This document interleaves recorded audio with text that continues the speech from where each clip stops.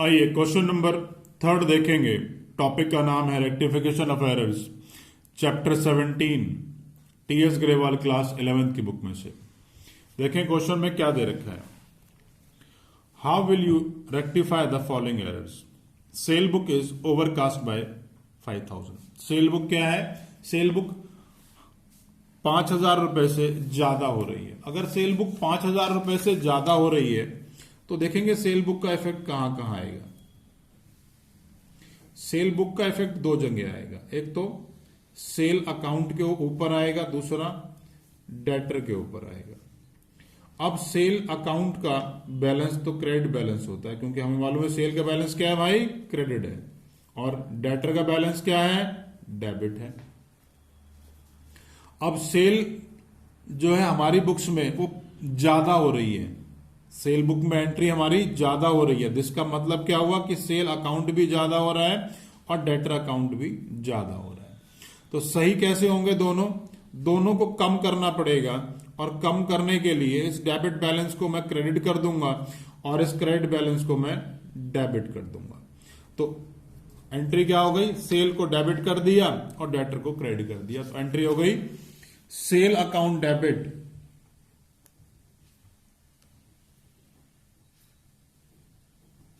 To debtor,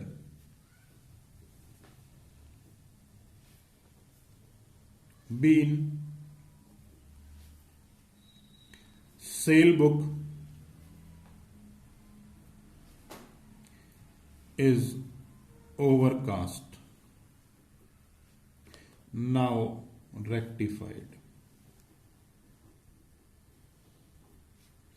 amount है 5000।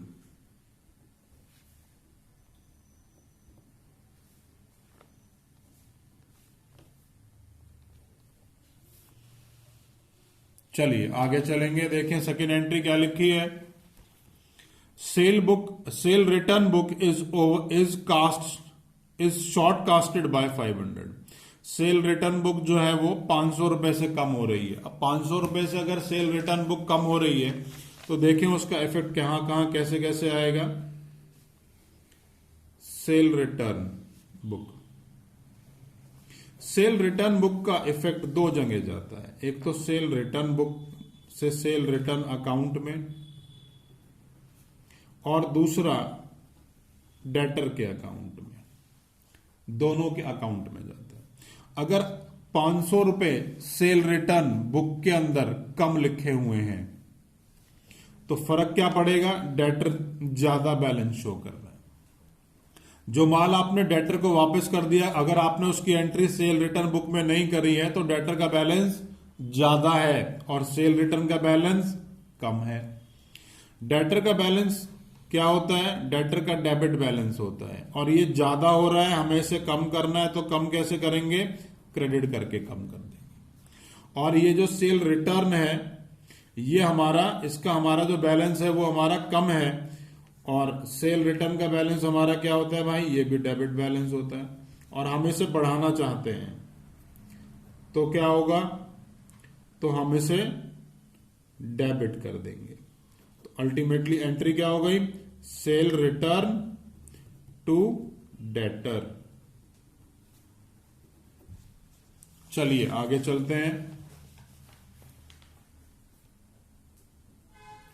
Cell return account debit to debtor. Amount है भाई मेरा 500,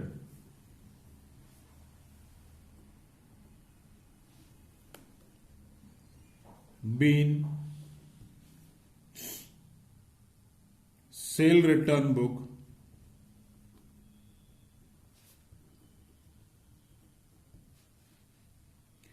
is short casted, now rectified।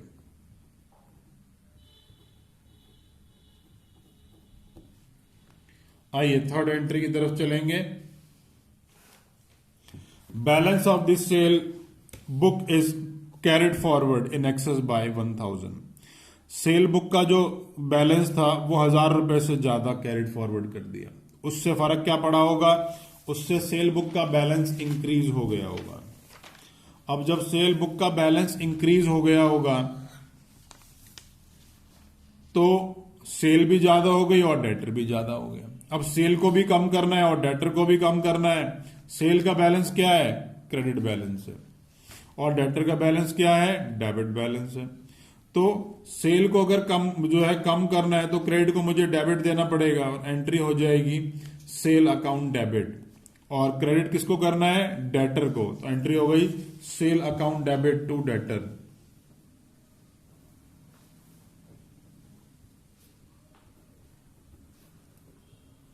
To debtor.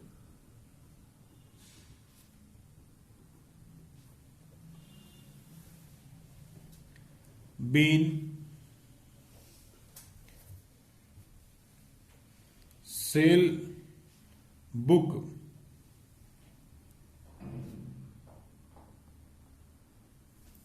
carried forward in excess by 1,000, 1,000 रुपए से ज्यादा है। नाउ रेक्टिफाइड,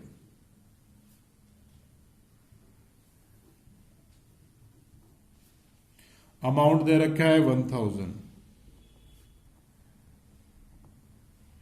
चलिए आगे चलते हैं, लास्ट एंट्री देखेंगे। The balance of sale return book is carried forward in excess by 1,000, 1,000 रुपए से ज्यादा एंट्री सेल रिटर्न बुक में कर रखी है। अगर 1,000 रुपए से एंट्री ज्यादा कर रखी है सेल रिटर्न बुक में,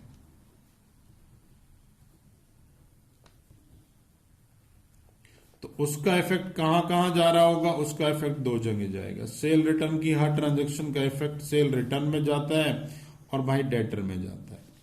अगर सेल रिटर्न में 1,000 रुपए से एंट्री ज्यादा, 100 रुपए से अगर आपने एंट्री ज्यादा कर दी है तो फर्क क्या पड़ेगा, 100 रुपए से डेटर कम हो गए और 100 रुपए से सेल रिटर्न का बैलेंस ज्यादा हो गया। तो 100 रुपए से जो डेटर कम हुए हैं उनको वापस बढ़ाना पड़ेगा। डेटर का बैलेंस डेबिट होता है, बढ़ेगा कैसे, डेबिट करने से, तो डेटर डेबिट हो गए। सेल रिटर्न ज्यादा हो रही है, 100 रुपए से कम करना है, सेल रिटर्न का बैलेंस क्या होता है, सेल रिटर्न का बैलेंस डेबिट होता है। और डेबिट को मुझे कम करना है तो क्या करूंगा, उसे क्रेडिट कर दूंगा, तो सेल रिटर्न को यहां पर मैं क्रेडिट कर दूंगा। तो debtor account debit to sale return, amount आ गया 100 100। आइए इस एंट्री को लिख लेते हैं। Debtor account debit to sale return,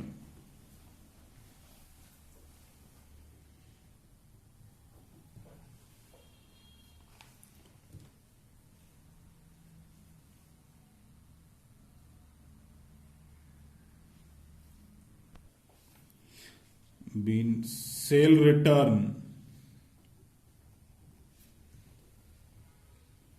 book is